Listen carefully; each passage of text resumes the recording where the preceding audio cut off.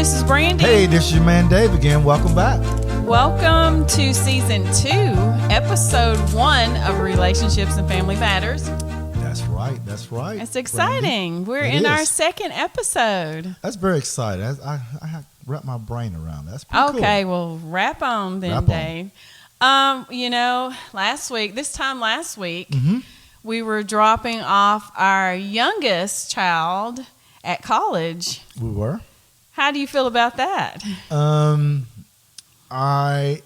It reminds you of these commercials you see on TV, these parents dropping their kids off to college. Yes. And it's kind of surreal when we were there, just like, man, we are at a time in our life that we're dropping off our youngest child to college. Our youngest. We're not empty nesters yet. No, we're not. We had one come back home after being gone almost a whole year. And then we drop off our youngest. So, yeah, we lost one, but one came back, so not quite empty nester yet. Yeah. She's still in college. She did, 10 months down in Orlando at Disney.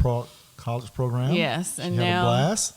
Yes, and she's back and she's in school full time, and now JB's gone. It wasn't real difficult for me because he did like a 3-week program at the same college in the same dorm. That's correct. Last month, so it wasn't too bad. Neither one of us, I don't think, were tearful. And in fact, I got a little emotion when I dropped him off. I didn't know. I was like, man, I can't notice. believe that we're at this point in our time in our life. Yeah. So yeah, it was a little emotional for me. I kind of like, man, I can't believe it. But we're here. But well, he was a little like he was acting like, okay, y'all can go now. Yeah. So well, I think because he's been there before, done that for a few weeks, and now he knew what to expect, and it wasn't a surprise. So he felt comfortable, I think, and that's why he was like, "Hey, I'm good." Yeah, I think you're correct on that. So we're okay. We're good. All right, Dave. So what's on your mind, Brandy? I've been hearing a lot of stuff and what's going on today. Okay. And how do you feel if a guy had a very good friend, maybe since they were in maybe elementary to middle school to high school, had a really good friend that's of the opposite sex. Okay. They're a real good friend. I mean, they talk, they laugh, they just had fun together. And he he met this woman that he really likes, and he started dating that girl. Okay. She went from a lady to a girl, but okay. Well, I'm just saying lady, girl, however you want to put it, because it depends on the age. But they say, okay, he's fell in love with this girl. Now he's dating this girl. And his best friend is a female as well. Okay. How do you feel about that? Do you think that I think it's fine, but that really depends on the situations. But I think there's a place that you could do that. There is? Okay. Go ahead and tell me about the place, because I'm saying when I say a place, I'm talking about. I think there's a way that you could. Oh, there's juggle. A way that. I was saying juggle. I shouldn't say juggle. That sounds kind of like you're juggling two women. I think there's a scenario that you can date your boyfriend or girlfriend, because it could be, girl boy, and still have a best friend of the opposite sex. I don't even think you're sure about it. The way you're talking, I don't even know that you're sure. Well, I'm just trying to paint the picture, because it may be a girl that's have a guy. It could be a guy that has a girl that's best friends. Well, what do you think about that? You know how I feel about this, because I think I brought it up a time or two. I'm 100% against. Okay. And people may not agree, and I'm sure people don't, but I have a problem with it. Okay, so if a guy has a girl that's a best friend, and he falls in love with a woman, a lady, whoever you want to say, so you think he should discard that friend from here on out? Discard sounds like such a harsh word, but I mean, just don't think that it's a good situation, because things happen. People, they change, best friends end up falling in love with each other and becoming mistresses and the other man or the other woman. And I just think that's an issue. Well, let me say this. I would agree with you. I think at some point, if you have two people that are good friends of the opposite sex, personally, I'm just thinking I think one of them like the other person. Okay, I can see that. I think now it may not be the case in every situation. We can't paint a broad brush, but I think in a case, I think one of them like the other. Now, I don't know if it's in a sexual manner or a dating manner, but I think they really like that person. And they're just held on all these years in hopes that the other person will change their mind and they will fall in their arms. Yeah, because sometimes they can be friends for 10, 15 years, but never really verbalize it. Hey, did you know I really love you? Like, what? I didn't know that. So you have that situation. But I'm not saying I don't think that's in every case, but I think you can have a friend of the opposite sex. I think if everybody in the scenario is okay with it, say he gets married and his best friend is still this female and his wife is fine with it, then fine. Then, be happy. All the three of you be happy. That's fine. But if one person does not agree with it, and I'm saying one person in that marriage, in that relationship, I'm not talking about the best friend. They don't have any rights in this. But if one person in the relationship does not agree and has a problem with it, then it's a problem. So what if one person does not agree with it? What do you think should happen from then on? Oh, they need to have a conversation. So the two best friends of the opposite need to have a conversation. Well, no, the people in the relationship, not the best friend. The best friend's just the third wheel. So you're saying that their conversation should be between the people that are in love. The people that are in a romantic relationship. Need to have a conversation about the best friend. About the third wheel, yes. Well, what if it's not really a third wheel? It's just let's say, for instance, like you and I have an argument, then I'm like, I'm going to call my best friend, which is a female. So you would have... No. Yes, I would have a problem with it. But she would understand the female aspect. I have a problem with it. Yes, I have a problem. Why would you have a problem with... Oh, do you really want to know? Yeah, I'm going to tell you. I have a problem with it because I have had that situation happen to me, and I was burned, and it was ugly. And I don't condone violence. I don't condone violence, but the other person wanted to fight me, and I don't even okay. Well, let me say this: can fight. If that person wanted to fight you, that or cause harm, that person was actually in love with that person. Because best friends with that person was in love with the person I was involved with. So that goes back to my scenario that I said. Yes. Sometimes it's one person. It could be both. But if they're friends, usually sometimes, I'm not saying all cases, one of the persons may be, I wouldn't say love, but really like that person. Yeah, or they want them sexually. And it's going to cause a problem. But I'm not the only person that I know this has happened to. It's happened to other people that I've been friends with. So you're saying two friends of the opposite sex want each other sexually? Well, yeah, it happens. It may not have started out that way, but that's how it ended up. Okay, well, they have some attraction in my situation and in my friend's situation. So, yeah. I think... Caused a lot of drama. Now, do you think that's... Okay, in your mind, do you think that's the norm that friends of the opposite sex becomes sexually involved? You think... I think it probably happens more than you might realize.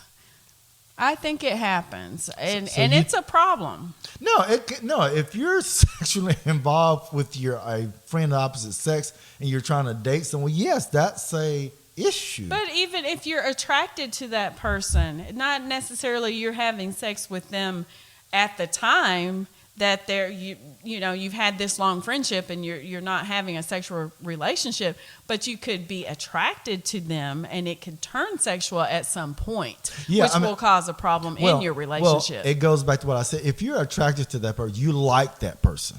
Okay. So, I think that is, I guess that's not the scenario I was trying to paint. I know that's probably part of it. It can be a part of it. But so you're saying that that's not a good idea for someone to be friends of the opposite sex. I'm against it. I mean, I had friends before we got married that were opposite sex. And and that was fine. We weren't dating or anything. We were just friends. But now that I'm married, that's not my friend. I mean, we're associates. We know each other. We speak when we see each other. But I'm not talking on the phone and texting and having meals with this person. And I agree. I think at some point, let's say, for instance, two people of the opposite sex, if they start to get heavily involved, they say, okay, we're dating. Okay, what's heavily involved? I mean, they committed, okay, you're going to be my girlfriend, I'll be your boyfriend, and you have a friend of the opposite sex.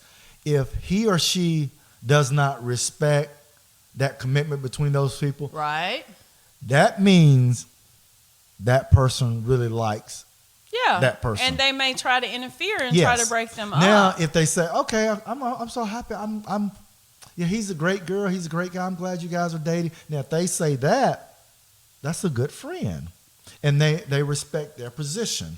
They'll kind of be in the shadow. Well, there was a movie many years ago, I would say in the late 90s, maybe early 90s, Julia Roberts, Best Friend's Wedding. You remember that movie? I'm not sure. Go ahead. She had a friend that was a male, and they evidently went back years, maybe went to college together, I'm not sure how long, but he was about to marry a much younger girl. I think Carmen Diaz was in this movie.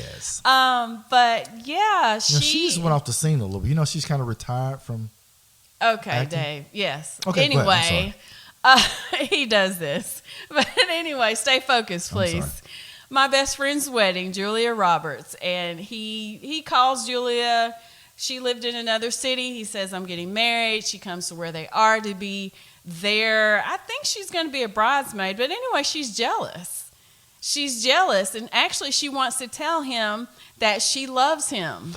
Yes. Do you remember this movie? I think I remember that movie. I do. I'm not vaguely, but I do remember. They were best friends for years. But then when she got to where the wedding's going to be and she's getting to know his fiancée, she's like in college. She's super young. Really cute, but she's jealous. So she tries to manipulate and break them up in the background. Yeah, I've heard that she's happening. Sabotaging. I heard that happening because a lot of times they're complacent. Long as you're best friends, you and I are best friends, we're cool. But as soon as you find somebody that you like, right? I'm trying to why are you to dumping sabotage, him? Because there's an attraction jealousy. Between. Well, I don't think. Well. No, not jealousy. They really like that person. Well, there was some jealousy too because he was going to marry this young girl. Because she actually liked the guy. She liked the guy. That's what I'm saying. She tries to sabotage the wedding, and she does, and then he realizes it, and did they fall in love? Ugly.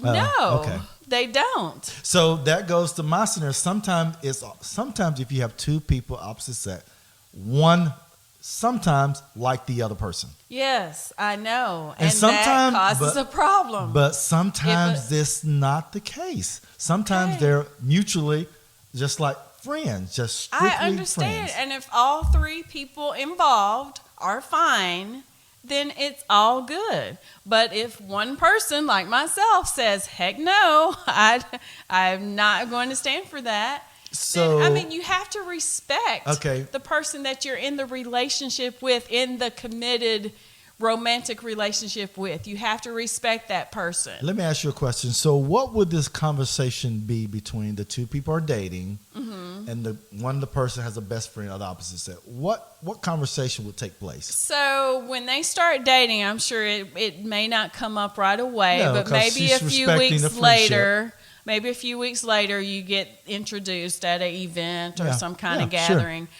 And she'll say, "Hey, this is my best friend. This is my best friend, Susie, Sally, or whatever. Yeah, this is my best friend Sally." You like, and my eyes are going to get big, and I'm going to wonder, okay, what's really going on? So later, I'm going to come to you and say, I feel uncomfortable with your best friend, with Susie. Susie's cute and she's young and she's fine. Well, whatever. I feel uncomfortable. How come you're I'm sorry. Let me be hip. She's a dime. You know people using that now? A dime? A 10. Oh gosh. No, I haven't heard that. I'm gonna take her hip card. Yeah, okay. She's a dime. People using that now. She's a dime. Okay, go ahead. And then I'm gonna ask you, why are you not dating Susie? Why are you dating me? No, I said me and Susie we've been friends since elementary. Oh, well, how come you're not with her? She's my best friend. That's what I was saying. Okay, what is best friend? What does that mean? We went to Star Wars when we were younger. Went to Star Wars. What? I'm gonna start. We went to the movies, Star Wars. We went to Star Wars together. She's my best friend. We like movies, and we like to hang out together. Well, have you ever dated? No, Sally's she's just a good friend. Just a good friend. Yes. So she says she's just a friend. Now, how come you and Sally aren't together if you're that close? Because that's where a lot of people start out as friends first. I understand. And I understand your point. I mean, there has to be a conversation taking place. Okay. That conversation has to take place between the couple. The romantic couple. To address concerning the friend of the best opposite friend. sex. So. What's it, sex? Sex. You said opposite sex. Opposite sex. So if I'm not comfortable... And you're like, well, she's been my friend for years. I'm not going to, what'd you say, disregard her, dump her, whatever. Then I may just have to go the other way because I'm always going to be worried about Susie or Sally. If we get engaged and we get married, the back of my mind, I'm thinking, what's going on with him and Susie? What if I travel for work? What if I go on a girls' trip? I understand. Where's Susie? Well, if Susie and Sally, John and Doe, whatever, if they respect the relationship, the committed relationship, they should. I think they should. Well, I think they should take a back seat and not. Now, when I say forcibly interfere with the relationship. Let's say, for instance, we're hanging out. We see Sally at Target. Hey, Sally, how you doing? Hey, she give me a hug. She give you a hug. Hey, how y'all doing? Yeah, what's going on? Now that's fine, but she shouldn't call. Me. I'm just you and I in a scenario. Like 10 o'clock at night.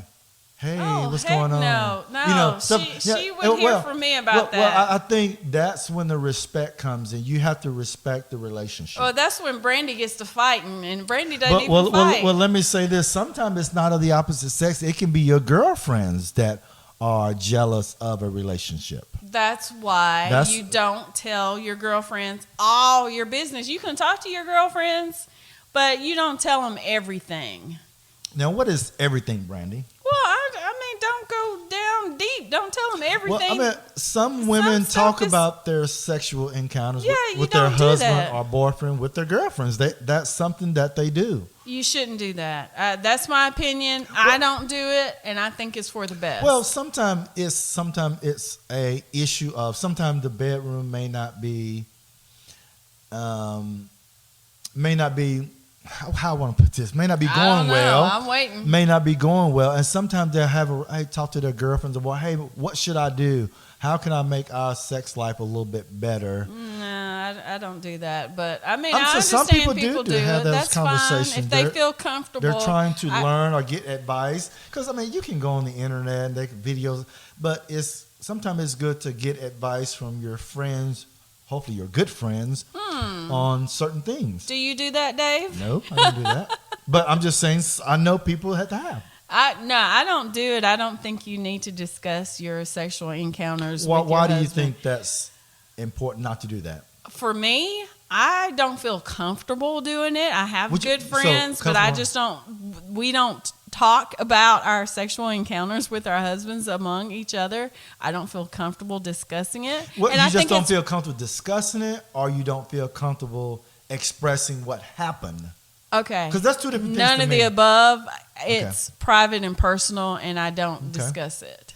Okay. Now, I will say this. If I had a sister, perhaps, I might have more detailed conversations with her because I guess I feel like if I had a sister, I would trust her enough. But sometimes, you hear that you shouldn't tell too much because, I've heard that before. They may be after your man, so you can't. So Brandy, do you have a person in mind that you really confide in certain situations like that? Yeah, situations. I think everybody needs a person to talk to. So just to get it out, just to talk, have that conversation with. But yeah, I just think it's very important that how do I want to end this? Just to have a person that you can really talk to get advice from. Yeah, and you have a best friend, or you have some people male don't have friends. brothers or sisters because I don't have I have sisters, but I don't have a brother. Right, and so.